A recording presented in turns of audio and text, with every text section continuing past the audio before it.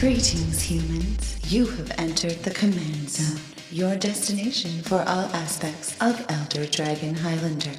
Enjoy your stay.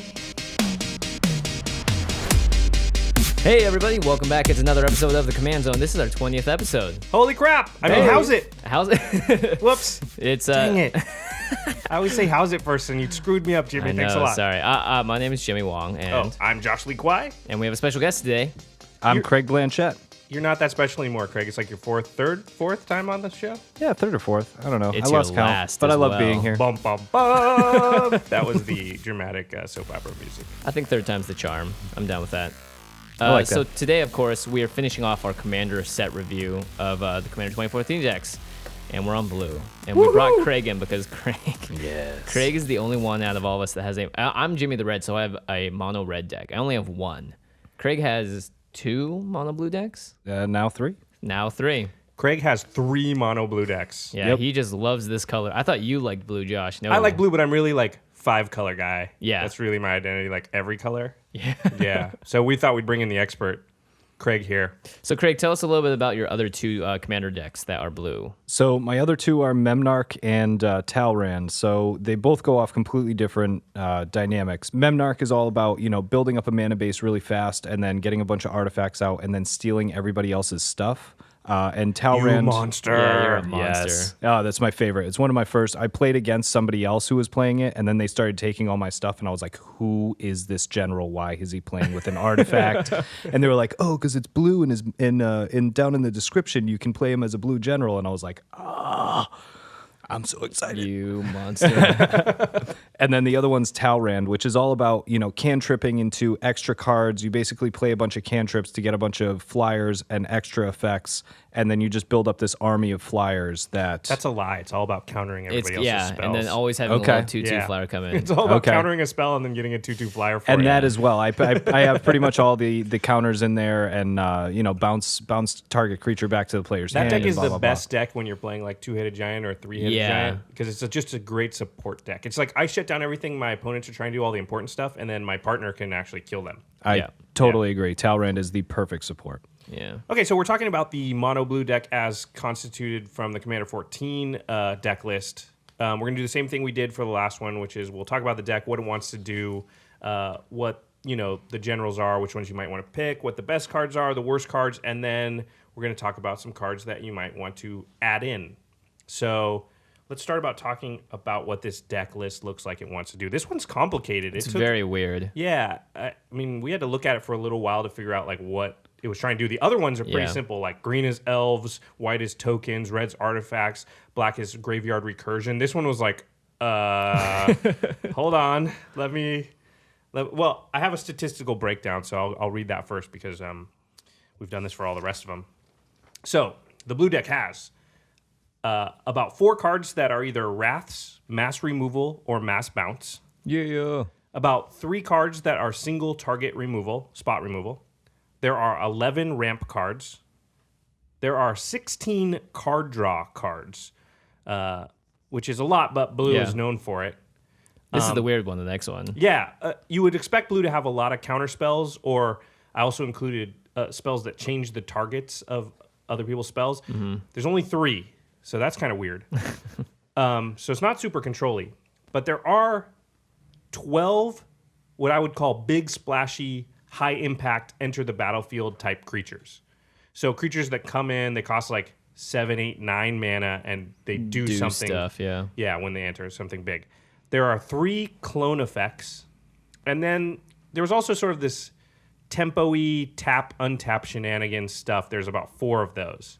So it's really hard to draw any conclusions from those statistics. Yeah, it's weird too because you wouldn't expect blue to have blue does have big creatures, Right. Big butts like Stormtide Leviathan or whatever. And it's weird though because usually like Craig's 2 decks are one's a straight counterspell deck and the other one is about stealing your stuff. That's what I think of when I think of blue. Yeah, exactly. Especially because blue is considered the most powerful color just because it was unbalanced as heck in the old And days. I think those two effects are the two most powerful effects that blue has. Like somebody puts something in and you're like, I take it. And they're like, no, I just spent all this mana on Well, that. it's like I either stop it from ever coming out or I steal it. Yep. Yeah, that's sort of what blue's known for. Yeah, But and this usually deck's not doing that. Yeah, exactly. It is interesting though. I'm glad it has a lot of ramp because the big splashy enter the battlefield creatures wouldn't be able to come out if it didn't have any of that. Yeah, I think we're going to talk about it later, but I think it needs even more ramp. Yeah, I agree. I mean, I think the conclusion we sort of came to is that it looks like it's almost like a semi-combo focus build. It also has a sub-theme of like reuse your enter the battlefield effects. Yeah, which I think is something that it should focus more on, I think, for my tastes. Yeah, I think, but as a win condition, I think what it's trying to do is sort of tempo people out, keep everything on the board sort of like, I don't know, unbalanced. Like it's trying to bounce things back to people's hands or make it so stuff doesn't untap and just and then draw a bunch of cards and ramp to basically like one big high impact creature. We'll talk about them later, but there's something like Hoverguard Sweepers, which comes down. It's a 5/6 flyer, and it returns 2 creatures to their owner's hand. And then it wants to play like a Rite of Replication and copy that thing 5 times and bounce a million things back to people's hands and then just swing for the win. Yeah. That's sort of the win condition, it feels like. So, but in the meantime, it wants to do all this weird stuff about like, just bounce a creature here, make something hard to untap, like stuff like Wipe that. the board a couple of times. And the win that's con true. you just presented takes its super late game. What you just talked about is 2 turns and so high mana cost for both of them. I do think that possibly the Tidespot Tyrant or something like that as an addition to this might be something to consider. Yeah, okay, that's a really good point. We'll talk about that when we get to the additions, but yeah. But I think that's what the goal of the deck is, regardless of what the creature that like. There's a few creatures I think that can fill that role of like I copy it 5 times and then I kind of win. But it sort of wants to copy one of its big creatures or bounce it and replay it a few times. Yeah. To sort of lock everything down or just create enough havoc that it can then win. It's interesting too because this is the only deck that has the 2 artifacts / equipment that like you equip something and it gives other people buffs for attacking other players. So like Assault Suit and Crown of Doom. Like so it's interesting. It's trying to control. And there's a creature that makes somebody else's creature attack somebody else that's not you. Yeah, or yeah. You can tap it for 1 attacks. blue. Dulcet Sirens, I think. Yeah. So it's trying to create havoc out there. Yeah, and it's also trying to, I think, try and push a new commander like idea, which is you are instead of controlling the board through counter spells, you're controlling it through these equipments or these cards that force interaction amongst other people. Okay, so let's talk about what the 3 commanders are in the deck. I'll start it off. We got Lorthos the Tidemaker. Guys, watch out. It's a commander that costs 8 mana. I love the art on this guy. Yeah, it's pretty sweet. It looks like he's about to. Oh, yeah, he costs 1 million mana. So he's 5 and 3 blue for an 8/8 legendary creature. Octopus. Don't see too many of those. Whenever Lorthos the Tidemaker attacks, you may pay 8. If you do, tap up to 8 target permanents. Those permanents don't untap during the controller's next untap steps. So this is doing one of those things we were talking about, which it basically like locks down like a whole bunch of stuff. Yeah. It's kind of like Icy Blast almost from cons, although it does permanents, right? Right. So you can do their lands, you can do... Yeah, you can do anything. I guess you could do their enchantments. That doesn't feel like it would do anything, though. You could also technically do their planeswalkers. Yeah, again, I don't think that would do anything, but yes. Yeah, exactly. It's doing one of those things, although... Unless it's Sarkhan. I just don't like most generals that cost that amount of mana. Yeah, and especially because he has another thing that costs 8. So he has to essentially live till your next turn to use it and be able to use his ability. Yeah, and it costs 8, so you can't even like write a replication in him. Well, he's legendary, so you couldn't do that anyway. Yeah. So it's just... Well, you could. They would have just all die when they came in. Yeah, they would copy one, and then you choose which of the ones would die, but at that's the not same effective. Totally agree. I mean, it's like you can only attack with them. You can't really copy that unless you do something like the Twining Rings of Bright. Rings of Bright, or what's the other one? But incredibly hard to copy, like to You need really 16 break what he's doing. Yeah, exactly. It's a powerful effect, but it just feels like it'd be like you can't like. Do you really want to not have access to your general till like turn 7? Like you can't do anything with him. Yeah. I could see him being the best one-on-one general in this particular set. That's true. In one-on-one, he's very strong. Yeah, that's the other well, thing that's I was because gonna that's say. an entire board for 8 permanents. Yeah, In multiplayer, you're gonna lock down 8 things. That's not actually that much. It's really not. It might be one player, and then what are you gonna do about the other 2 players? Like, you just spend 8 mana to do it. Yeah. All right, let's move on to the next guy because I don't think any of us are a fan of No. Orthos. Well, we're fans, just not super fans. I mean, I want his autograph, but all 8 of them. Oh, exactly. okay. The next one is the Planeswalker of the deck. It's Teferi Temporal Archmage.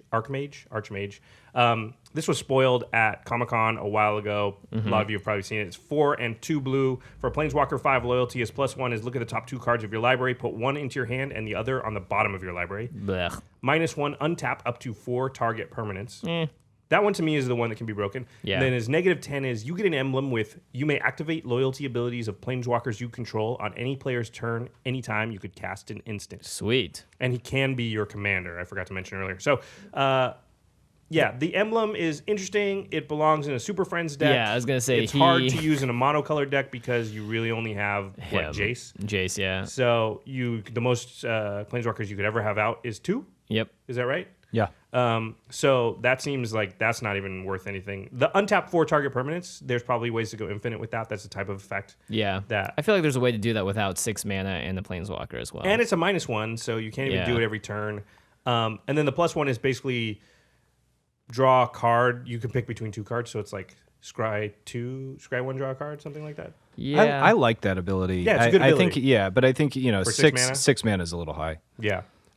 Agreed. It also doesn't look like it fits into anything we think the deck wants to try to do. No, not So, whatsoever. as with a lot of these Planeswalkers, we're not advocating that Planeswalker as the I think it's general. really cool. It's a build around me if you really want to build around Teferi, but at the same time, I can't really see him being that wonderful just because his emblem. I mean, here's the thing: all the other emblems on the other Planeswalkers are essentially unachievable in the decks they're in. Right. Right. But a lot of them, if you did get them, you're going to win or at least have a really good chance of winning. This one is like, I don't know, like yeah. you can If activate. it's only affecting him and potentially like one other Planeswalker you might have in your deck, it's just not worth it. It is affecting him, though, right? So, I mean, like, every turn you could be drawing a card, which is super powerful.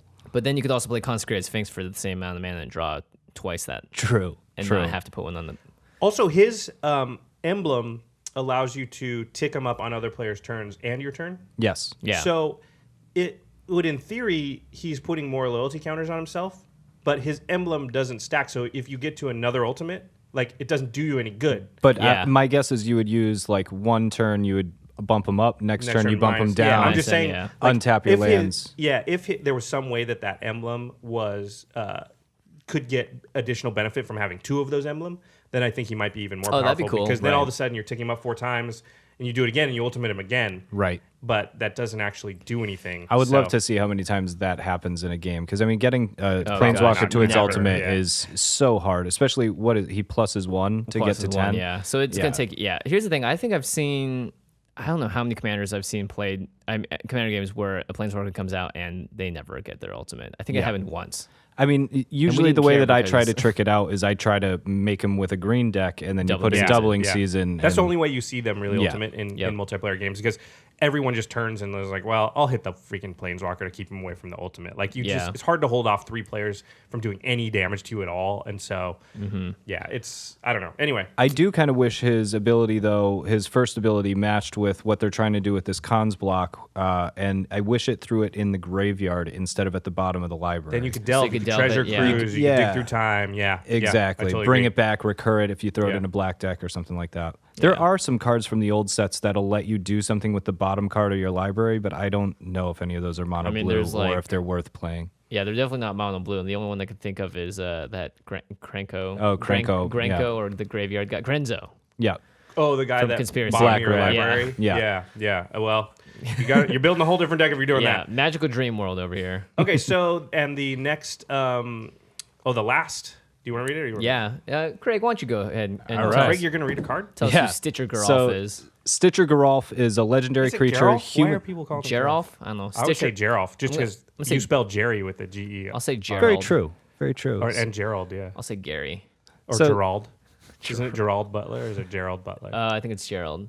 I have Stitcher no idea. Jerry. Stitcher Jerry is a All right, legendary creature. Let's talk about Jerry. He's a human wizard, 2 blue and 3 other. He's a 3/4, And you tap 2 and 1 blue and tap him, and each player puts the top 3 cards of his or her library into his or her graveyard. Exile up to 2 creature cards put into graveyards this way, and put an XX blue zombie creature token into the battlefield, where X is the total power of cards exiled this way. Wow, sounds complicated. Sounds complicated. It's very similar to another general that does. He comes in with X and Y based on like a card in your graveyard and someone else's, right? Yeah, Phyrexian Ingester, which is really, really a good card that should see more play than it does. But that's not a general. That's not a general. There's another guy that does. I can't. It's not off the top of my head, but it's yeah, similar to like. Well, anyway, what happens is you put this card into play. Everybody takes the top 3 cards of their library, puts it in their graveyard, and then you pick the 2 biggest creatures that were put in the graveyard like that, and you add up their power, and then that's how big. Yeah. That's how big. Does he become that big? Hold on. No, he puts a. That's how big the zombie token that he puts out is. So and just for my own clarification, that's only the turn. So let's say I do it, and it's the second time that I do it. Can I access creature cards that were put into the graveyard that way from the first time? So. No, it's only that that ability, instance, I believe. Yeah. Gotcha. So the problem with this is it's like half of this is like you want to mill someone, cool, you can start milling someone, and maybe you should have other effects that trigger when people put cards in their graveyard. But there's really nothing in the deck that supports a milling strategy strongly. Yeah, I think the thing that goes with this deck is you have a lot of big creatures. You do. Yeah. So you have a good chance that you're going to rip a Stormtide Leviathan off the top, and then you add it with somebody else, and all of a sudden you got a 14/14. But the other problem is you don't really have that many ways to mess with the top of your deck. Like you don't have brainstorms and stuff to like put stuff back on top, so you can at least choose. I drew this turn. Right. I don't need this. I can't play, but I'd rather use Stitcher to Right. put them in the left. You're just upping the chances of doing it. And then Yeah. I mean, but if you could pull it off one time, get a big creature, and then Rite of Replication it, and now that you have 7 Right. 14/14s or 6, I guess it would be. It's something. I don't know. Yeah, Yeah, none of these generals, I don't like any of them for the deck. I agree. I think Geralf or Jerry. I think Jerry is the best one, I guess. If you're just not going, if you got to use one of these 3, I would say him, I guess. Yeah. I mean, Teferi at least draws you an extra card every turn, and you get to pick between the top 2. So that's. And he's a planeswalker. I would probably go with Teferi just because I find Geralf's it's too interesting. Yeah, I haven't played this deck yet though. I feel so like the don't really know. -1 on Teferi is better than most other of these cards. I don't know. The untap 4 Untapping 4 permanents. I mean, it's is just nice. ramp, and you might need the ramp in this deck too. Yeah. So you tap 4 lands, you untap 4 lands, and you got 8 lands. Yeah. That could be worth something. Yeah, I can see it both ways. Yeah, but either way, none of these generals I don't think fit very well with this deck. And so you guys actually had a couple of other ideas, which I thought were really interesting. Yeah, I thought Sakashima is sort of a cheap general. I think costs like $6. Yeah, I'll read it for you. Yeah, go ahead. Sakashima the Imposter. It's from Kamigawa Betrayers. I'm not sure which one it is. And it's 2 and 2 blue for a 3/1 legendary creature, human rogue. And it's basically a clone creature, except it's not a 0/0, which is interesting. As it comes into play, you can choose a creature in play. So you can choose something that has hexproof, by the way. If you do, Sakashima comes into play as a copy of that creature, except its name is still Sakashima the Imposter. It's still legendary and gains 2 and 2 blue. Returns Sakashima to its owner's hand at end of turn. So to me, this is a way to continuously use an enter the battlefield effect from one of the big creatures. Mm-hmm. You play Sakashima, you get the enter the battlefield trigger. It bounces people's stuff or makes it so they don't tap or whatever, and then you bounce Sakashima back to your hand, play it again. Bounce back It's to your also hand, play it again. protection in case someone tries to get rid of her. Yep. And also it's really cool because you're playing your general like kind of backwards, where you want to play other things, and then your general is going to come in as a toolbox card that you always have access to. And it's nice if you have 8 mana because then you can do it and then bounce her at the end of someone else's turn, and then replay her again the Or next as soon turn as she without gets having targeted with something. Yeah, but you don't need to pay extra, which is nice. You can just have her in your hand. Yeah. Unless someone forces you to discard her, then sad days. Then sad days. Sad days indeed. So I totally agree that is the perfect, just insert that as your general into this deck. If you're getting into this game, I agree. Get this deck and then get that as your general, and you can hop off doing some crazy stuff. Yeah. I mean, there's blue is a very powerful color. There's a lot of generals you could go with, and you probably would be fine. I mean, like honestly, if you just put Memnarch at the helm of this thing, like you don't have to be, you don't have to be fully supported Memnarch deck for that to be powerful. Absolutely. I think there's probably a lot of ways to go. But just to keep in the theme of what the deck seems to want to do, yeah, that feels good. Yeah. Okay, let's talk about the Lieutenant cycle cards. The Lieutenant for this deck is the Storm Surge Kraken. Release the Kraken! Yeah, these guys aren't very happy about the Kraken being released. No, They're like, but you will be, I guess. Yeah, you should be. It's 3 and 2 blue for a creature Kraken 5/5. It has hexproof. It also has Lieutenant. So as long as you control your commander, it gets +2/+2 and has whenever Storm Surge Kraken becomes blocked, you may draw 2 cards. So Basically, never block it. yeah, nobody wants to block it, but it does smash them in the face for 7 if you have your general, which is, you know, they can't nothing to take too many scoff of at. those. Yeah, you can't take too many of those hits. And they can't touch them either. The and it's hexproof, hexproof, so the they can't hexproof, I remove think, it. is the best part about this. Yeah, I agree. Well, besides the draw 2 cards part. The draw 2 cards is yes, obviously, yes. The thing is, in a commander game, you probably will have a target to attack with this at some point. So I think I think in an ideal world you'll draw a ton of cards off it, but at the very least, I bet you'll draw at least 2.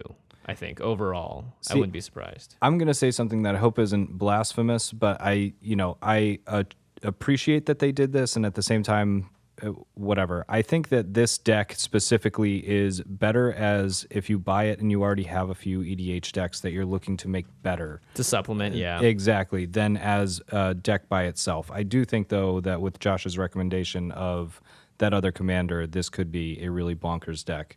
But someone like this, I really like for someone like Edric's by Master of Trust, because that way if they block it or they don't block it, you're still drawing a cards. card. Right, Yeah, right. I think it just doesn't. It's not an enter the battlefield trigger. It does draw cards, so I don't think it's like one of the worst cards in the deck. I think eventually, though, if you wanted to stick with this deck and really fine tune it, it just doesn't have an enter the battlefield effect. Yeah. And you're just generally not going to win by smashing people in the face for 7. I could see it being fun with Dulcet Sirens, though, where you're like, hey, he only has one blocker, or one blocker, and you make him attack someone else, and then you're like, haha, you're tapped now, so I'm going to swing at you. No, but you don't want him to be tapped. It's a weird card. You want him to block it so you can draw 2 cards. Oh, that's right. That's right. Yeah. Oh, you know what? Or that's take right. it to the face. I mean, 7 to the face or draw 2 cards. right. That's what I mean. It's either way. It's again, good. Yeah. it's another one-on-one card to me. Yeah. Because Absolutely stronger because one-on-one. if you've got 3 players you're playing against, hitting one of them for 7 is just not gonna get you there. It's fine. It's not bad. It's just like, I don't know.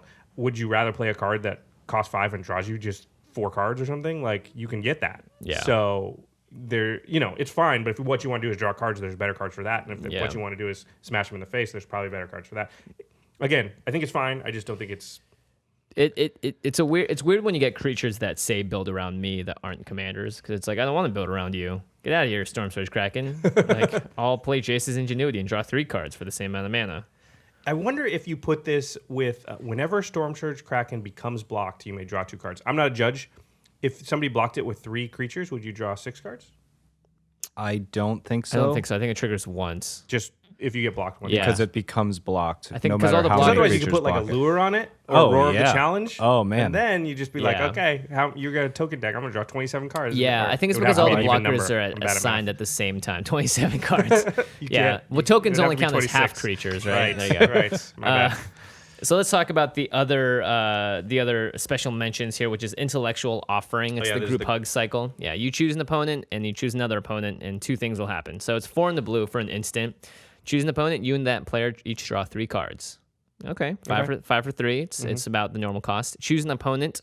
Untap all non-land permanents you control and all non-land permanents that player controls. Interesting. Instant speed. It's weird. I don't know. really dig this because, especially, we've all played those games where it gets super political. Yeah. And someone's like, "Oh, attack him," or blah blah blah. You can really surprise someone with this, which is, I think, really awesome. And you can really kind of like make a game-altering change, especially if you're playing Hidden Partners, which is something that we haven't played too much, but I used to play a lot when I played at the card store. And so a card like this is perfect for Secret Partners because now, What does Secret Partners do, Craig? Well, Secret Partners is when you have, let's say, 2 face-up. If you're playing a 5-player game, there would be 2 face-up people who would, definitely against each other. definitely and against they each both other. have an Oh, it's like ally. a sub-format? Or Yes, it's a sub-format. It's just a And way to then make 3 5-player face-down games more people. fun. There's 1 lone wolf who doesn't have a partner, and then the 3 face-down people know that they're against each other, and it's all up to teams. So let's see, there's the white team, the black team, and the lone wolf. Something like this, if one of the face up people is about to get taken out, one of the face down people could then play this and be like, haha, we both draw 3 cards and you can untap all you your can actually blockers. block all the guys coming your way. Interesting. That's what I think is actually interesting is the idea of, because the draw 3 cards is clearly something you want and you don't really want to give that to somebody. This deck is not really well suited to untap all my non-land permanents, which is basically creatures. Yeah. Because you're going to have a few big creatures, not a bunch of little ones, which means in a lot of instances, that's going to do something, but it's not going to do something amazing. But you can really be like, oh, I'm going to draw 3 cards. Somebody else is going to draw 3 cards, but you do it in the middle of an attack where one of your opponents is attacking another opponent. Yeah. And you blow them both out. You blow the one out, because you're like, oh, now you can block them and you can destroy the creature and they didn't see it coming. Yeah, exactly. Because it's your turn next. Now you have 3 extra cards. I mean, you can do it with yours too, but it's just the availability of doing it is a lot more when there's interaction between other players involved. So, I don't know. I think it's just okay, though. I agree. Very much just okay, but I also see this situational. as interesting addition to something like Niv Mizzet, where you're trying to make people draw cards. Yeah, right, that's right. true. Yeah, I think the application for other decks is better than this deck. And who's that guy that you play, Nekosar or something? Nekusar. Nekosar, same thing. It still wouldn't be that good. It's only like hurting one person a little bit. Right. Yeah. And you never want this on one-on-one. This is not worth a either. card in that deck at all. I just keep going back to the green one. The green one is like green So and X. great, yeah. And you get X elves and 1/1 elves, and somebody else gets X 1/1 elves, and you get also an get XX yeah. tree folk creature, and somebody else gets an XX tree folk creature. So you play that for 20 mana, you get 20 elves and a 20/20. Yeah, this especially thing draws 3 cards and untaps stuff. Like, it's not even on the same power. It's not even close. It's like, it's crazy. Not to mention the green deck specifically synergizes with that because you're going to be able to tap other elves for mana depending on how many elves you have in play. So you can like do that and then like, great, now I'll tap this elf and get 20 mana back or whatever. Exactly, because you have the ability to create so much mana, and it just totally I can't help but think they gimped the blue deck a little bit on purpose because the blue is such a powerful color throughout the history of Magic that it's. I mean, they could have built this deck to be a beating. Yeah. I mean, we were playing the other night, and we were playing with a friend, Alex, who's been on the show, Kessler, and he has a Tsunami in his deck. And that just shows you, a Tsunami destroys all islands. That's all it does. That just shows you how powerful blue is, that he feels he can have a card in his deck that destroys all islands that's going to literally be worthless sometimes. But he knows that blue's so powerful, it's just prevalent in the format. Yeah, it's worth a slot. That it's worth a slot in his deck, yeah. And I think there's also, us saying that blue is the strongest color in Magic is absolutely true. And we all know that mono blue is, unlike some of the other colors, kind of not fun to play against, which I think they answered that problem, I think, in this deck, in that this seems like something that's not a hassle to play against, but is still possibly it's got the interesting. blue That's a really good control. point because they didn't put a bunch of counter spells in it. They didn't put a bunch of control magic stuff. They didn't put a bunch of the stuff that people hate to play against. That's a really good point. Yeah. So good job on that front, Wizards, but you also made this deck weak, and we can't I love it because I have a think bunch you of decks that I'm looking at a bunch of these cards like, oh, that'd go well in this deck. Yeah, And, oh, well, so I that'd think- go well yeah, in it's this You deck. know what? I think we have to do probably a couple episodes down the road of like taking the cards out of all these decks and what decks Where they they might go go into. into. Yeah. So Well, if you want to be Stitcher Garolf about the blue deck and tear it apart, then you're Stitcher good to Geralf go. would definitely go perfectly in a black. Oh, that's right. Stitcher Jerry. I'm Jerry. saying you are Stitcher Jerry, and you're taking this deck and you're stitching parts of this onto other decks. Oh, Stitcher wow. Jerry should The definitely flavor. go. Yeah, the definitely flavor. go in The a flavor. black deck, so then he can recur those things that he threw in the graveyard. Okay, Yeah. so going back to this deck, let's talk about the best cards.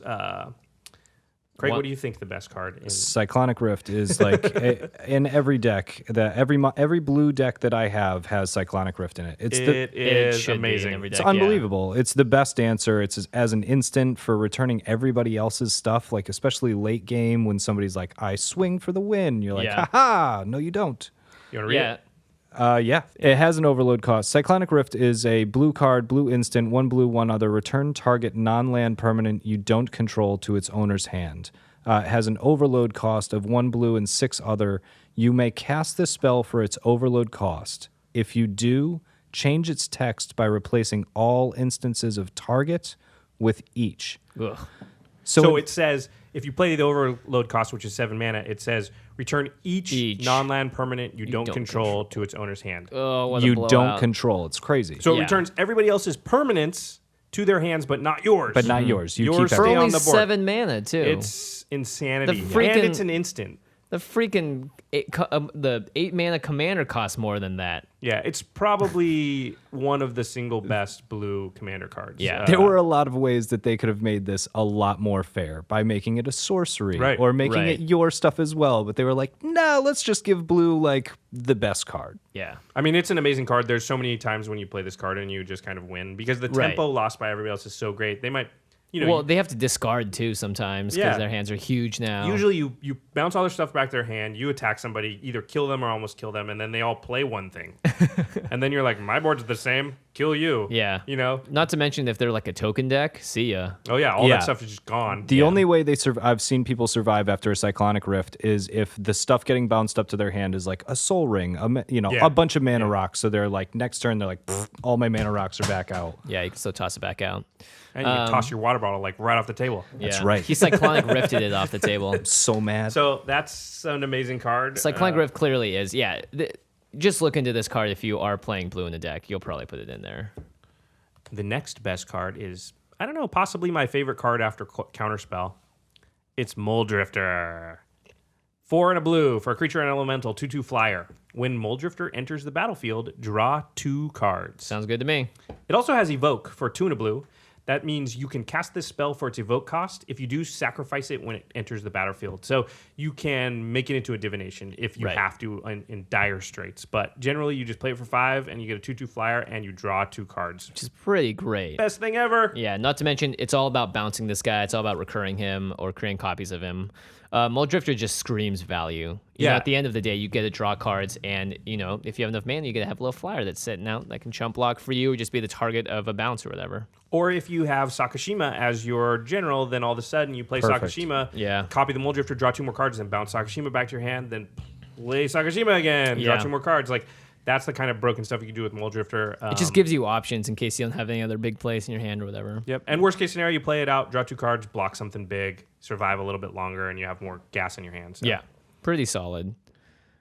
It's as good as it gets. All right, next up we got Rite of Replication, 2 and 2 blue, sorcery. All right, finally, sorcery speed. Kicker 5, so you may pay an additional 5 as you cast this spell. Put a token that onto the battlefield that's a copy of target creature. So for just 4 mana, that's It's a okay. clone. It's fine. a clone, yeah. Yeah. If Rite of Replication was kicked, put 5 of those tokens onto the battlefield instead. So for 5 more mana, you get 4 more copies of something? Yeah. Which is insane because if you think about it, it's like, okay, if I played 4 or 5 Rite of Replications, that would be 16 or 20 mana. Right. But you can pay 9 instead and get so many just by kicking it. I mean, even if you just copy a Mole Drifter 5 times, Oh my you gosh. draw 10 cards, and you have 5 2/2 flyers out. That's pretty good. And that's Mole Drifter's not the best card to do this to. No. You can do this to There's a lot of cards in this deck you can do this to. For instance, the next card. We mentioned it earlier. It's Hoverguard Sweepers, 6 and 2 blue for a creature drone, 5/6 flyer. When it enters the battlefield, you may return up to 2 target creatures to their owner's hand.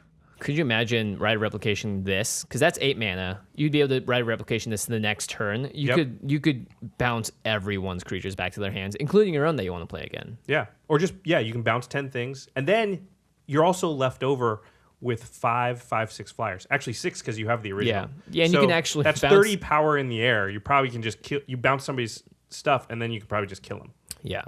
You could also just bounce this back to your hand too and play it again next turn. Bounce 2 more things. Yeah.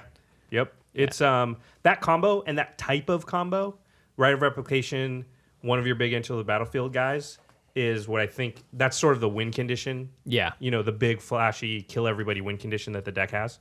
But you can also just do Rite of Replication for value. So there's a lot of Enter the Battlefield creatures. We're going to mention more. You can just really trigger that a lot, get a lot of value off it. You know, maybe it doesn't kill everybody right then, but you're just, you know, if you draw 12 cards, you know, off You're of going to it, be so... you're just yeah. in really good shape. Yeah. Yeah. So Another card that we should mention as a special mention that I think is a really awesome card is Reform. When you get the tokens for this deck, you'll see why this is so great. At first, it's just a 3-in-1 blue for an 0/1. So, wah, wah. It's a creature worm, but when Reform dies, put a 3/3 blue fish creature token on the battlefield with. When this creature dies, put a 6/6 blue whale creature token on the battlefield with When this creature dies, put a 9/9 blue Kraken creature token on the battlefield. So basically, every time you kill it, it gets bigger. It levels up. Yeah. Yeah. I love it. I love it too, because for 4 mana, you get 3, 6, you get 18 power.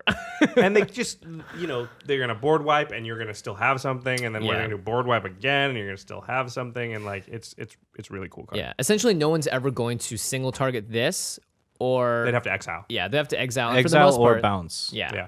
Bounce the I tokens. think what would happen is that he's just going to sit around until someone does a big board wipe effect or like a thing that gives everything -10 or whatever, and like. But kills that's still, things. it'll die. And Exactly, then it'll come yeah. back as the big thing. Yeah. But so essentially, like it has staying power and it's going to stay around for a while. It's just a really cool commander card because. Which, by the way, if you write a replication that thing, oh my gosh. Oh yeah, it's gonna be awesome. yeah, you write a replication that, and then you're Put a just sack immune outlet. to board wipes. Not even immune. It's like they can't board wipe because instead of 6 3/3s, you're gonna have 6 6/6s. Yeah. And then they can't board wipe because instead of 6 6/6s, you're gonna have 6 9/9s. Yeah. Like- I like this with a sack outlet as well. Yeah. So that you can also get extra mana and then make all your low guys into 9/9s. I think that's one of the best, commander-wise, one of the best blue cards ever printed. It's Because pretty it's sweet. it's so easy to take advantage of. Commander for me is all about taking advantage of things and building something that you can do a lot of different cool things, and there are a lot of different cool things you could do with that you guys just went over a bunch of them. Yeah. All right. Caged Sun is another honorable mention. Oh, yeah. And this is a really great card for Commander too, because it doesn't. A lot of these mana doubler cards often affect your opponents as well if they're tapping their lands for that same amount of mana. Caged Sun is one of the very few that doesn't. It's a 6-drop artifact. As it enters the battlefield, choose a color. Creatures you control the chosen color get +1/+1, so obviously blue. Whenever a land's ability adds 1 or more mana of the chosen color to your mana pool, add 1 additional mana of that color.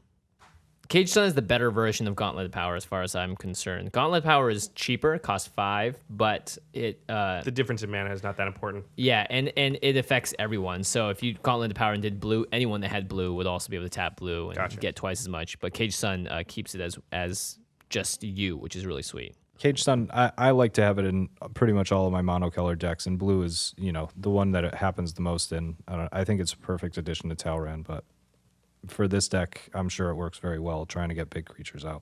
And the last card we want to talk about under best cards is a new land called Arcane Lighthouse. It is, you can tap it for 1 colorless, or you can tap 1 colorless and tap Arcane Lighthouse. And until end of turn, creatures your opponents control lose hexproof and shroud and can't have hexproof or shroud. That's so cool. Yeah, it's very, very cool card. This is going to be a staple in a lot of decks, I think now. I'm gonna Because buy one for all my Whisper Silk decks. Cloak and Swiftfoot Boots. Swiftfoot Boots. And Lightning just, Greaves. yeah, there's just so much like Voltron-y, Protect My General type stuff, and just being able to strip them of all that protection and then kill Yeah. it. Forget that. I mean, just Sigarda. That's like Sigarda. Yeah, Sigarda.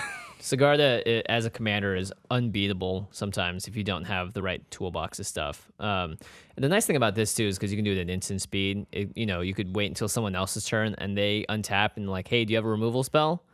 Great, I tap 2 mana.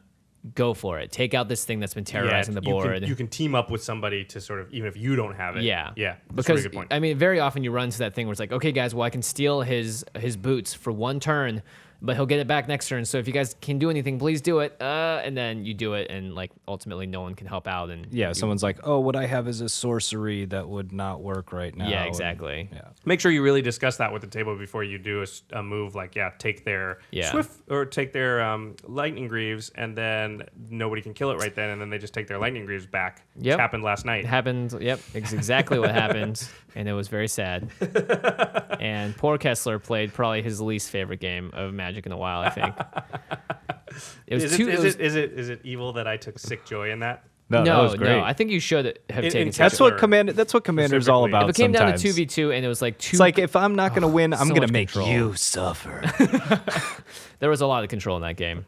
So I think the blue deck has a lot of really single strong cards. And not to mention it's also got a bunch of like staples, like Mold Drifter, obviously.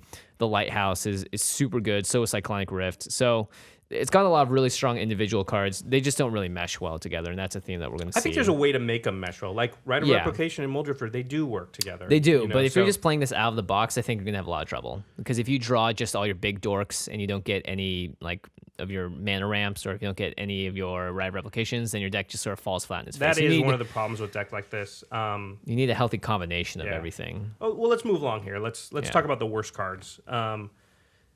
Card I don't like. It's not that I don't like the card. I just think that in this deck, there's easily replace. It's easy to replace this effect with sort of a strictly better version. Is Call to Mind. Call to Mind is 2 and a blue for a sorcery. It says return target instant or sorcery card from your graveyard to your hand. Now you have instants and sorceries. It's not that the effect is bad. I just think you can just easily switch this out for an Archaeomancer, Mnemonic Wall, a creature that comes in and does the same ability. Like an Archaeomancer costs 1 more blue mana. So it's 1 more mana, you get a creature with it. It's not that I care about having a 1/2. It's that I want to be able to bounce that 1/2 back to my hand and play it again and get another instant or sorcery out of the graveyard. Or I want to Sakashima, copy it, get another instant or sorcery out of my hand. Like if I play Call to Mind, that's it. I do that once. But if I play Archaeomancer, I have a chance to repeatedly use that ability. So that's a card that I just think, easily upgraded, easy to upgrade. It's a great point. I'm surprised they didn't do that with this deck, especially with how reliant on creatures it is, or it seems to be. I think they don't want you to just buy it and then you don't have to do Right. any work to it, right? Right. They Yeah. want to give you, A deck perfect that's outlet playable. to spend money. Yeah, they want, and also like that's part of the fun of Magic. It's Yeah. I'm sure there are people out there that like to just not deck build, but deck building is as much a part of the game as the playing of the game. And so for some people, that's actually the part they enjoy the most. The most, yeah. So you want to, yeah, exactly. I Craig would has say more it's decks 50, than you could hold in your both hands. I love putting them together. I love Yeah. finding new synergies that I didn't know existed before, and Yeah. looking through like tappedout.net and being like, oh my God, that's perfect for that. Yeah, exactly. So they want to. It's good. They're playing. They're designing it to their customer base, and they don't want to give you a product that's like you shouldn't be touching. They want to give you a product that's like a stepping stone. Yeah. And then you can take it in these different directions, and you can make the decisions, and you can make the choices, and so I love monocolored decks. I think it's such a Me great. too. It is the perfect stepping stone, I think, because it's also like if someone's just playing again for the first time in many years, there's no easier way than just be like monocolored. Don't worry about mana. Don't worry about all these other things. way less It's way less complicated. complicated, Yeah. but it can also be equally tough. Okay, well, let's continue. More in the worst card category, the cards we don't like and would definitely check out. Fogbank. This is a card that I put in my first commander deck, and I looked in. I was like, "This is sweet." It's 1 in a blue for a 0/2 defender with flying. Prevent all combat damage that will be dealt to and dealt by Fogbank. So seems like it it would seems be cool. Yeah. I think got to it's- admit, I remember when you had that in your deck and being like, I just can't get around this fog bank. Yeah. I just couldn't kill it. Yeah, here's the thing. Like, it does die to removal, and it's really sweet if you're going like 1-on-1 versus a Voltron commander. So if you're like, block your cigar, that block your cigar, that block your cigar, that. Yeah, But they're like, crap, I have no answer for that thing. Yeah. yeah, but if That's it's like, rare, though. You get more than 2 people at the table, then it's like block your cigar, that die to you. Oh, Fogbank. Yep. It's not Board so hot wipe. anymore. Yeah. Board Or wipe. Anything, really. I whisper Silk Cloak and I'm just unblockable. And then Yeah. what are you doing? I Like, have yeah. 5 creatures. Yeah. Yeah, man. Yeah, that's true. I have 2 creatures. Oh, crap, stupid Fogbank. Dang Fogbank. Yeah. I think easily replaceable in the deck with something that gives you an enter the battlefield effect Yeah, that you like can a reuse. Baleful Strix. Yeah. Is that the one that draws you a card when it comes in? Oh, I don't think it's mono blue. But yeah, there's a lot of other 2-drops that do more fun stuff. Yeah, there's a ton. It just doesn't do that much. Yeah. And you don't even need to be a creature. You could replace it with a spell, a bounce spell. True. You want to read the last card we think is the worst? Yeah, so the last one's Turn to Frog, which... It's not the last one. We think a lot of their cards. We're just not going to talk about every card in the deck. So Yeah, exactly. And these are the 3 kind of worst ones. And this Turn to Frog is a instant for 1 blue and 1 other. Until end of turn, target creature loses all abilities and becomes a blue frog with base power and toughness 1/1. This card is great if another card that didn't exist that costs 1 more blue mana and says essentially Cyclonic Rift version, which is each creature becomes a 1/1. it's target Of opponent. target Target opponent, opponent, right. yeah. But you can turn. So yeah, what Jimmy's saying is there's another card called Polymorphous Jest. It costs 1 more blue mana and it turns 1 target opponent's all their creatures into 1/1 frogs. Yeah. So you might as well just play that for 1 more mana because Yeah. it's way more effective than the sort of 1-for-1. Like Turn to Frog's great as a battle trick. Oh, you're attacking with your big guy, turn him to a 1/1 and block with anything, and he dies. But it's much better as a big combat trick because then you can combo it off with something else that might be able to bounce, or just do 1 damage across the board to a lot of things. There's just a lot more, and also like the fact that it turns off abilities and stuff too is much more effective. Yeah. When you can do it to all their creatures instead of just one. That's my favorite part about that card. One of the things I don't like about Turn to Frog in EDH is just a lot of times it will be a wasted card. Like you'll turn their thing into Frog thinking I'm going to block them, and they'll be like, okay, I'll Maze of Ith my own guy, and I'll wait till next turn when he's not a Frog anymore, or he'll do something, something else. So it's just it doesn't always kill something. Sometimes it just like buys you 1 turn. And I think it's also very versatile because of what Jimmy just mentioned about losing all abilities. Like when I use a card like this, I will typically use it on something to give it it's not indestructible anymore. Right. And as an instant, that can be used. I mean, obviously they I'm not put saying it in there's here. no It has- uses. Yeah, if they've got an Avacyn out, the original Avacyn, not the new one. Right. That's You cast that on her, and all of a sudden all their Board stuff's not wipe works. indestructible, and then you board wipe. But you're in blue. Yeah. You weren't going to board wipe them. You were going to Cyclonic Rift them. Now, if you're teaming up with somebody else, listen, you can use it. Like I said, I just think the application is more narrow than you can find something that's wider. And interesting to, what you just brought up, I think an interesting, switch out for this would be something like Boomerang or something like that. So instead of that, you bounce it up to their hand. At least that always does what you want it to do. It always returns it to their hand, like, Right. Barring getting countered or something. Yeah, this sometimes turns their thing into a Frog, and then, they just don't do what they were going to do, and they just wait till next turn to do it. Yep. Yeah.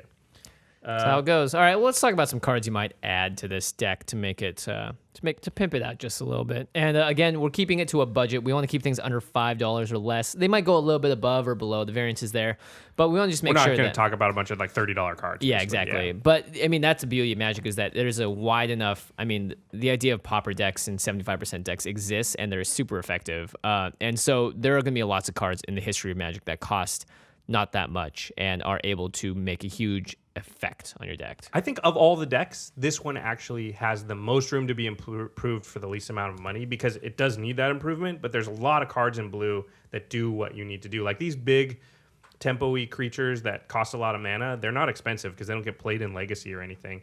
And then a lot of the stuff that like sort of bounces that stuff and lets you replay it is not expensive stuff. So what you're going to start getting into is you want to get into like really expensive counter spells and the stuff that's legacy playable from blue, like Force of Wills and stuff. That's where you're going to get into the realm of like, okay, now I'm spending like $75 for this card, and you know you don't need to for the way that this deck is constituted. Yeah, exactly. Especially like one card in here, like don't play Force of Will, play Swan Song. Yeah. It's a single blue mana counter target spell. Its controller puts a 2/2 bird into play that has flying. Or foil, which is in this deck in mono blue, just as good as Force of Will in a lot of respects, and a free counter spell, which is what you want. So there's a lot of sort of budget stuff you can add to this deck to make it a lot better. The first thing I want to say is Vidalcan Orrery. Right. I'm also going to put Leyline of Anticipation in there. You might even play both. They basically let you play any of your cards at flash speed. Yeah. So this is really important to me because I have Enter the Battlefield effects on creatures, so I want to be able to do those on other players' turns. Also, Rite of Replication is a million times more powerful if you do it on the end step before your turn, because not only do I cast 5 copies of something and then use their Enter the Battlefield trigger to like disrupt everybody else out there, but then I can also they have Virtual Haste, because then it's my turn right after that, and they don't have Summoning Sickness because I cast them before my turn. Yeah. So I think it's really important to be able, and blue is the draw go color, so it's you want even your draw spells. Like if you're going to draw 5 cards, you don't want to do it during your turn Because you're not going to be able you to. might counterspell something. Yeah. You might, or even the threat of counterspell. Like you're in blue, so if you just have 3 mana available, people will slow down. Yeah. they'll often be like, I'm going to play my second best thing. I'm not going to play my best thing because I don't want it to get countered. And then on the end step, being able to be like, okay, well, nothing important happened. I'll play Mole Drifter is very powerful. Yeah, yeah. Well, the nice thing is too, you always want to leave mana open as blue, because a lot of times, let's say you have like 6 mana, playing a Mold Drifter and drawing 2 cards, you're not going to be able to do anything else that turn. So you may as well wait to the most optimal moment to do it, and have threat of activation up. So you have any kind of mana up, people will look at that and think twice, or just at least act a little bit differently because you are able to interact with their board in a way that they cannot necessarily predict. And the thing is, like, if you don't have Vidalcan Orrery or Leyline of Anticipation, and you just hold up mana for a counter spell, and nobody plays anything you want to counter, and then it comes to your turn, and on the end step before your turn, you can't do anything. You just wasted a whole turn. Yeah, because you purposely didn't play anything because you wanted to counter something, but then nobody played anything you wanted to counter, and so you did nothing for your turn. So being able to do something, nothing important happened that I want to counter, or I want to do something else about. Okay, then I still got my turn because I still played my Mole Drifter, or I still played one of my other cards with an end of battlefield effect, or even just a vanilla creature would still be fine because at least you did something for that turn. And then your turn comes, and you draw your card, and you say draw go, and you do it again. It's very powerful. Blue is really good at this. And blue is such a draw-go color. And if I may say, I would say that the Leyline would be my preference in this specific deck because of the Sapphire Medallion, right, which makes blue spells cost 1 less, so it's 3 instead of 4. And Leyline also, you put into play for free if it's in your opening hand. Exactly. Yeah. I mean, I would put both in because I think it's so important to what blue wants to do in a mono blue deck that I just want to make sure, I want every chance I have to get that effect. In fact, I wrote down Quicken. Quicken is a 1 mana instant, 1 blue for an instant, and it's the next sorcery you play can be played as if it were an instant. So it gives your next sorcery flash. Mm-hmm. I would even play that card because all your card draw spells that are sorceries, Rite of Replication, things like that, like it's very powerful to be able to play them as sorceries because it just allows you to draw and say go and then make your decisions, when you know everything that's happening at the table. It's kind of like blackjack. Like what's the house's advantage in blackjack? The house's advantage is it goes last. Yeah. So you have to decide whether you're hitting, and if you bust based on limited information. Yeah. And if you bust, you lose your money even though the house hasn't even gone yet. So if you bust out, you go to 22 or 23, and then the house busts out later, you still lose your money. You don't tie. So that's a very powerful thing in games is when you go. Having it be like your opponents are doing stuff and you're going after them, right? In poker, the same thing happens. There's a thing we call the button, and that's the last person to act. That's the most powerful position in poker because you get to see what everybody else has done before you make your decision. You want to be deciding after everybody else has made their decision. Which is always, to your point, the advantage of playing blue because you typically play a lot of counter spells, and so you'll say play go, and then, like you said, you'll wait till the end of turn, and hopefully you have some sort of flash creature or flash effect to be able to take advantage of that power position. And even, they don't know if you've got one or not. So they have to play around. Oh, that's the best part. Yes, I mean, exactly. pretending that you have one when you don't, and you have some super powerful creature maybe that you're like, oh man, I need 2 more turns to get enough mana to play this creature, but I'll fake it like I have a counter spell, so nobody plays something to mess with my board. I mean, in fact, unlike every other mono deck, like how you play this deck, like what your posture is at the table is probably the most important to this deck than any of the other colors. The best card in this deck is your face. How good is it? Yes. The best card in this deck is your face. No, that is a quote of the day right there. It's a really, really good point. Even if you don't have a counterspell, if somebody casts something and it's sort of important, be like, hold on. Don't let them just resolve it. Be like, hold on, and just go into the tank for 5 seconds. Just be like, all right, it resolves. Yeah. And then everybody else after that will be like, oh crap, he's got a counterspell. I got to think about it. Like, I'm not going to just cast my most important thing. I'll cast something less important. And you could have a hand of lands. Yeah, they don't know.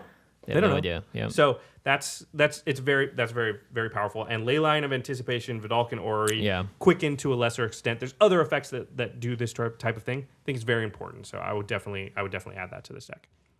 Definitely. Another good card, Mimic Vat. This is in my Kiki Jiki deck as well because that deck wants to essentially bust out enter the battlefield effects. And Mimic Vat is a great way of doing it. It's also just a great way to just steal someone else's creature. And this is blue. This has... it doesn't technically steal it. It just lets you use a copy of it. It steals it kind of because it exiles it when it gets exiles it under it for a while. I mean, it doesn't steal a card that's in play. Right. So Mimic Vat's 3-drop artifact. It has imprint. Whenever a non-token creature is put into a graveyard from the battlefield, you may exile that card, and then you can return each other card exiled with Mimic Vat to its owner's graveyard. So you can do this to any number of creatures. You only get to have one under Mimic Vat at any time. And then for 3 and tapping it, you could put the token on the battlefield as a copy of that card. And sometimes, like, the nice thing about Mimic Vat is you're playing against a deck that, let's say, Shieldred or Carador, where they're graveyard recurring or something like that. So, Or even the black deck, the black mono deck, yeah. Just the mono black deck, yeah. And something like that, where with Mimic Vat, now they can't access that for at least as long as you have it under the Mimic Vat. Yeah, that's a little confusing. Just to re-explain, what happens is if something goes to the graveyard, you can choose to imprint it on Mimic Vat.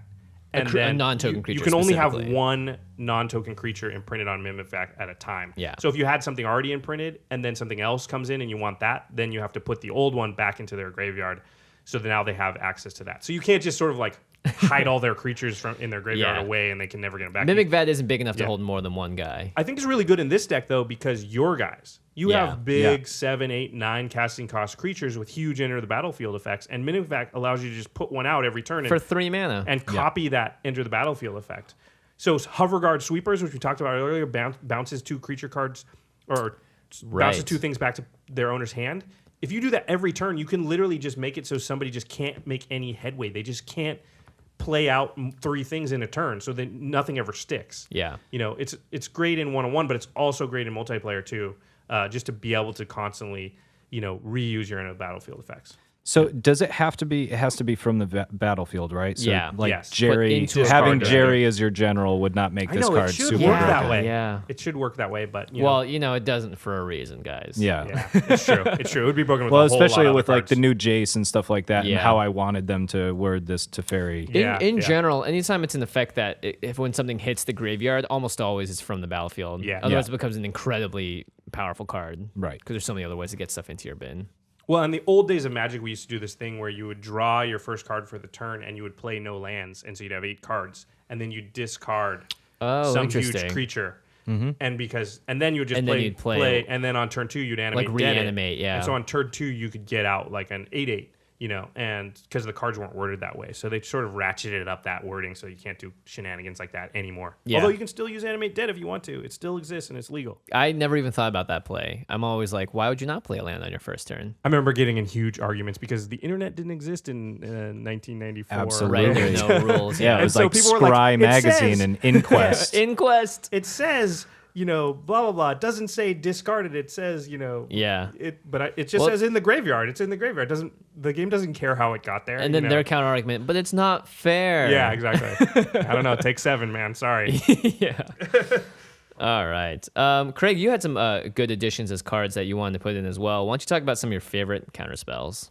Some of my favorite counter spells are, one that I mentioned earlier, Foil, which is a very inexpensive free counter spell where you discard an island and another card, and you can cast Foil for free.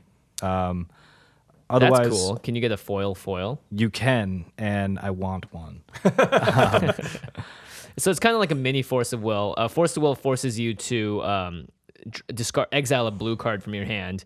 Foil is actually kind of nice because you can just discard an island and any other card. It doesn't need to necessarily be a blue permanent. So that's actually kind of nice.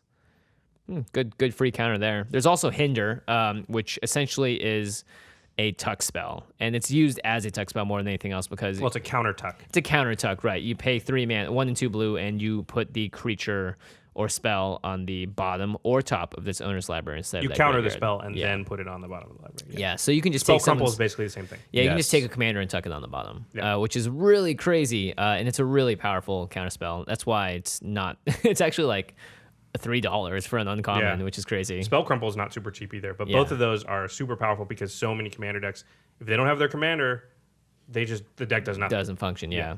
So those are totally shut down certain decks. Mystical Tutor I wanted to talk about, which is a tutor spell, costs 1 blue. It lets you go search your library for an instant or sorcery and put it on top of your library. It is spell disadvantage or card disadvantage because it's spell advantage. Yeah, it's spell advantage, but card disadvantage because you played a card, but it puts that card on the top of your library, so you have to draw it next turn. Yeah. But you've got tons of card draw, and also like you can go find your best thing. And what I think this is really going to be used for is go find the Rite of Replication, so I can try and win.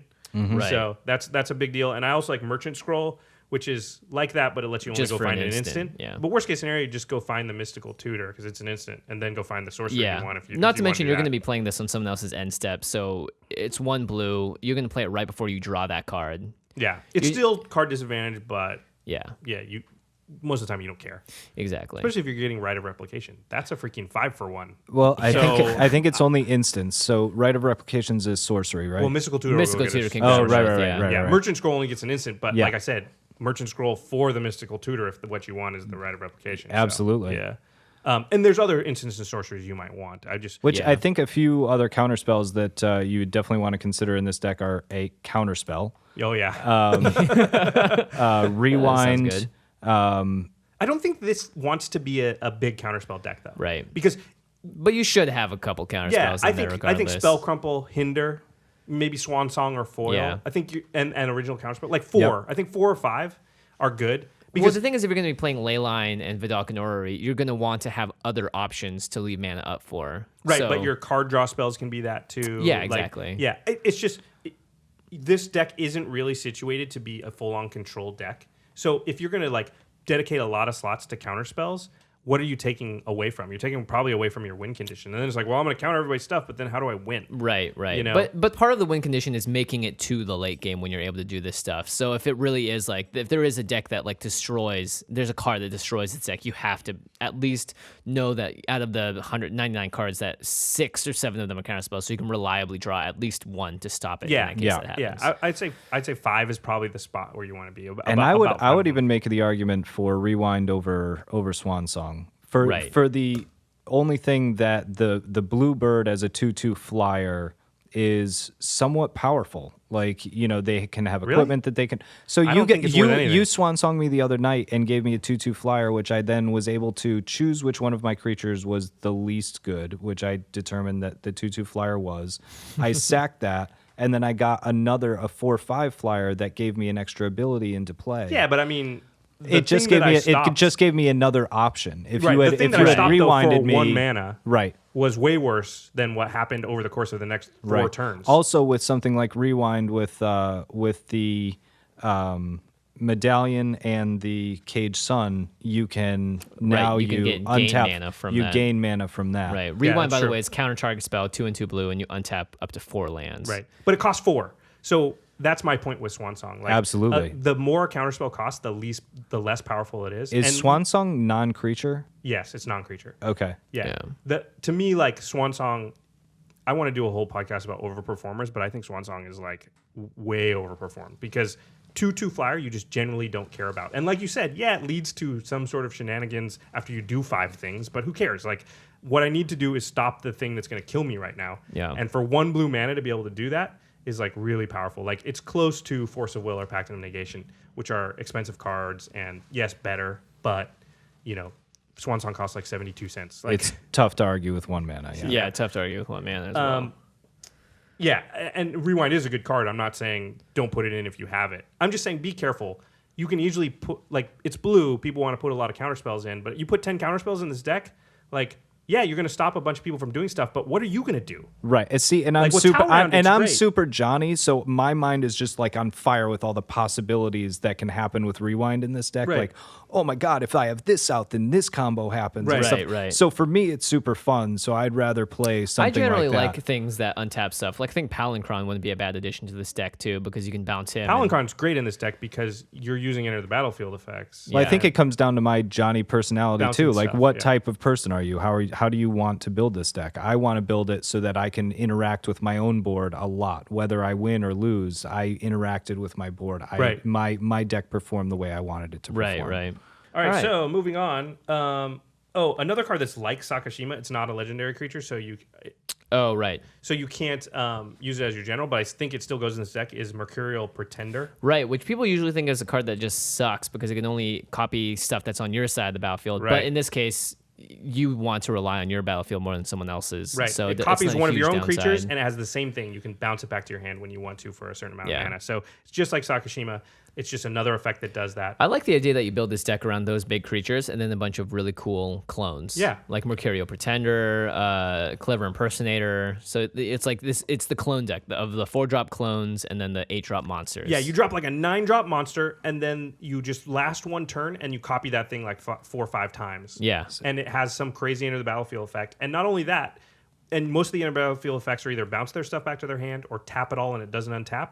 And then you just attack with all your, huge creatures because you just cloned something that was an 8/8 like 6 times. And what I love about Sakashima, above all, especially having her as the commander of a deck like this, is that you can bounce her back to your hand, which is another card that should go in something like this, which is Capsize, which then you can use on your other things And to bounce them back. Yeah. Buy it back, do it on other people's things. Capsize is a boomerang. It bounces a permanent back to owner's hand, but you can buy it back for more mana. So you can basically keep using Capsize once you get to 5 mana. For 6 mana. 6 mana. Yeah. So once you get to 6 mana, you can just boomerang something every turn. So it's just a way to sort of continuously use your own enter the battlefield effects, or in a pinch, you bounce one of their important things, and you can just keep doing it once you get to a certain amount of mana. This deck is really mana hungry. That's the other thing I would say is just ramp. Whatever ramp you've got, whatever you can find, it's going to be mostly mana rocks and things like that. Like, you want a lot of ramp. You want a lot of ramp. Yeah, and decks like this it's like you said earlier, Jimmy, they're tough because you get these opening hands that are like all ramp and no spells, or all huge creatures and no ramp. And the thing that evens that out and is card draw. So and you're in blue, so you can do it. So if you draw a hand that's all ramp but 1 card draw spell, you're fine. Yeah. If you draw a hand that's all big creatures but a couple card draw spells, you're probably fine. Like, card draw allows you to go find the piece that you're missing, because you need ramp and big creature. You can't, you can't just have one of those things because they do nothing on their own. Yeah, or a tutor. I think that takes place as card draws in a way, because you can find whatever you want for it. Yeah, if I need ramp, I go find that. If I need... Which, to both of those, I think Fabricate is something that should be added to this, because, there are very few tutors in blue, and Fabricate searches for an artifact, puts it into your hand for 1 blue and 2 other as a sorcery. And you can search for stuff like Sapphire Medallion, which I think is the best ramp in this. Right, because it just makes everything cost 1 less. Yeah. Fabricate's awesome, yeah.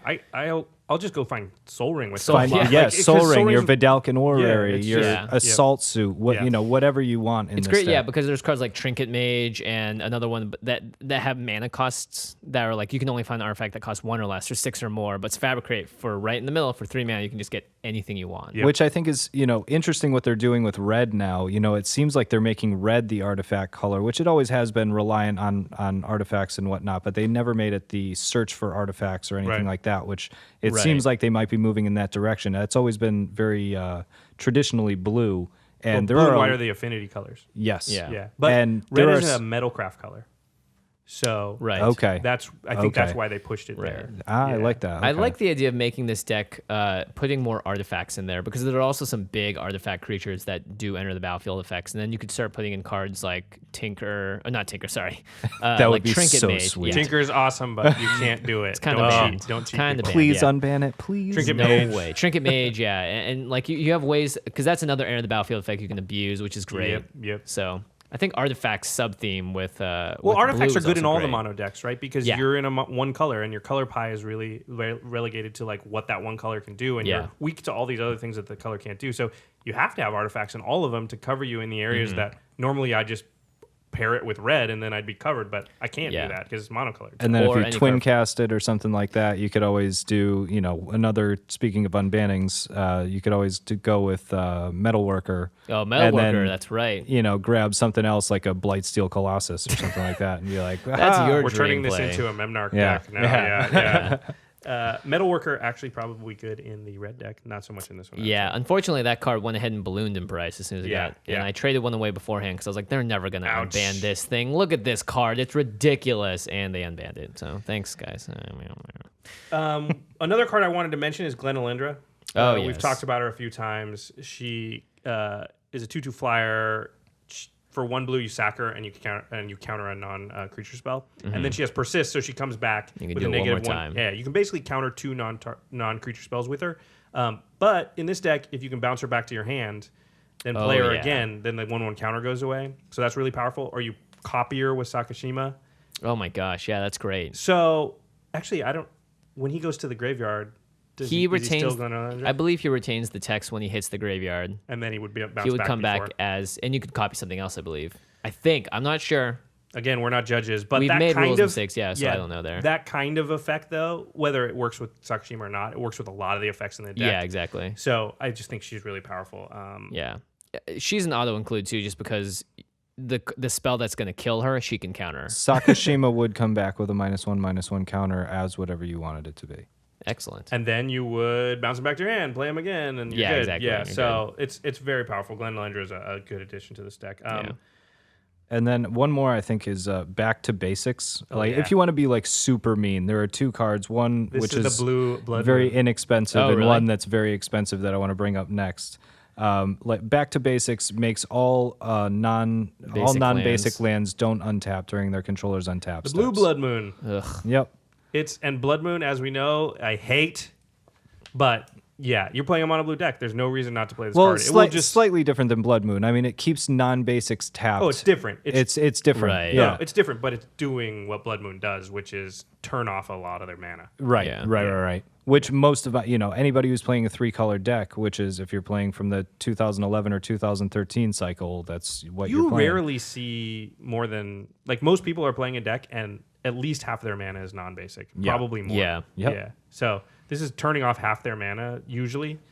Oh yeah, it's a really good card. Super brutal. Yeah, it's a really good card. It will make people want to destroy you, but it's a really good card. I mean, I would definitely put it in. And then- talk about the awesome expensive one. Yeah. And so there's another one that if you've been around playing for a while, like Legends. Josh and I, or if you just want to like super ball out, because this card also ballooned. you will ball out if you play this card. Also, recently ballooned in price as well. From Legends, there's a card called Invoke Prejudice, which is it costs 4 blue. By the way, let's just talk about the art for Invoke Prejudice. It's like Ku Klux Klan members. The Yeah, art, it's- it's actually really good art for back then though. Oh yeah, it's great. It, Yeah. it totally evokes what the card's all about. It's 4 blue mana. Yeah, essentially what it says, if someone casts a spell that doesn't match the color of one of the creatures you control, they Cast have, a creature spell. a creature, right? They have to pay an additional X, where X is the original cost of the spell. So they have to pay double, otherwise it's immediately countered. So if you're mono blue and they play a black creature, they have to pay twice as much. It's horrible. Yeah. Yeah. This is an extremely powerful card. It's full of prejudice. If you're in a monocolored deck, it's just like, oh, well, I can't cast any of my creatures now. Yeah. Yeah. So, but it's like $150 or $200 or something, right? Yeah, it's 134. I found one of these TCG in my card. collection recently. Wow, how lucky. It's like finding Great, cool, dude. Yeah, like I said, man. if you've been Can't you playing just for be a happy while for and me? I you've thought we had were one, friends. Jeez. definitely put it in your deck. If I'm super stoked for you, actually. You're Soren super Yeah, stoked? can I borrow it? Thanks. if you're just looking to punish people, it's like $134. Yeah, it is a punishing. You could card always indeed. get a Legends one for less, or an Italian one for less. There you go. So That's right. Yeah, Invoke Prejudicio. yeah. Invoke Yeah, a That's pretty sure prejudice. that's proper Italian. That's exactly what Sorry it is. to any Italians who are listening. That Well, was- you can comment and tell us how to correctly write down the name of it and how to pronounce it as well. well, I We won't remember- mess it I up would- next time, but this time we're gonna butcher it. Okay, so that's, listen, there's going to be a lot of cards you can add. Blue's super powerful. Yeah. That was just a quick overview of some stuff you can do to just quickly improve it. Some of the more cheaper ones will improve it by a lot. So, Yeah. yeah. This is a really fun deck. I think it's asking to get taken apart and put back together like you are the Stitcher, Jerry that you are. This one needs more work than the others. Yeah, agreed. I think out of the box, this is definitely a little kind of the weakest because you can have some really terrible card draws. And if you Yeah. don't get a nice starting opening hand, you could just be dead in the water for like 6 turns, I'm still not super down on it because there's that one statistic.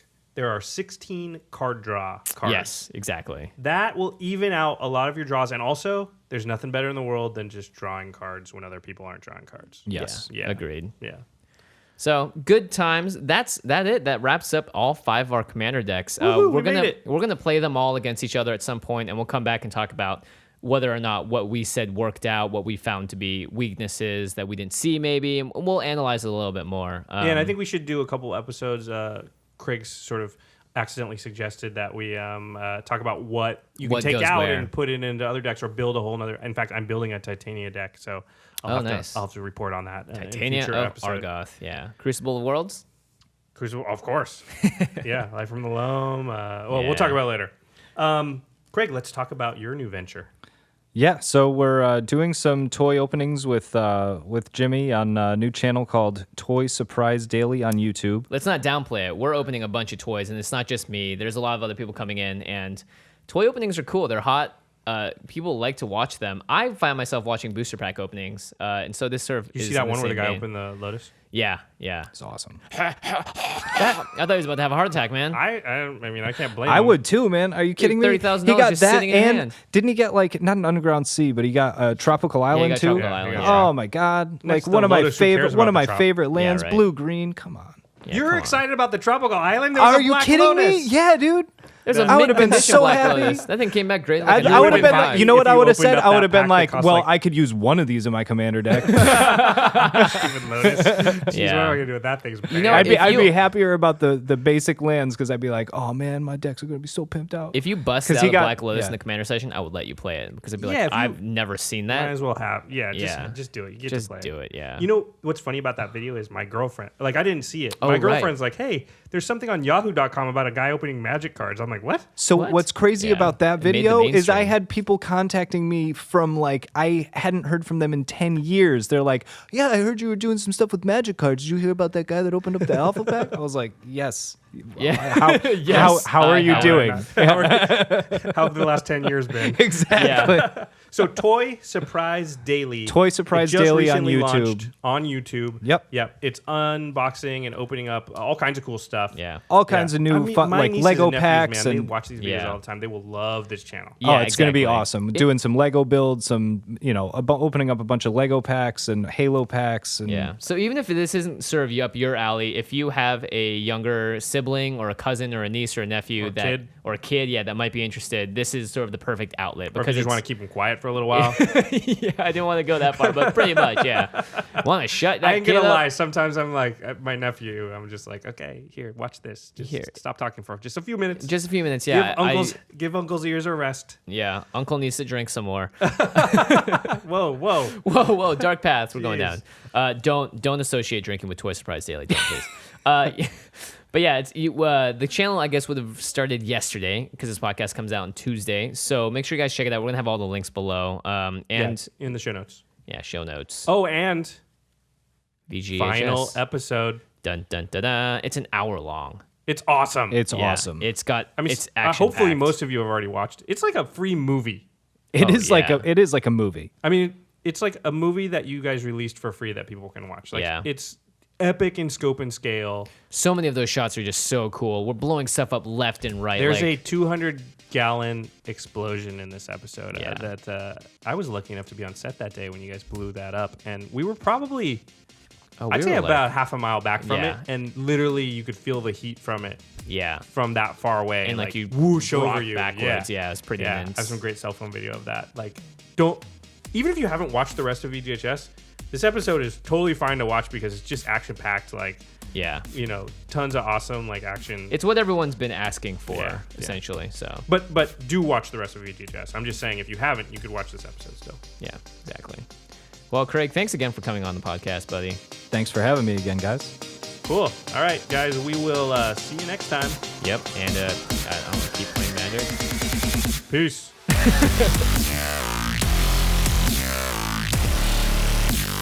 Thank you for your attention.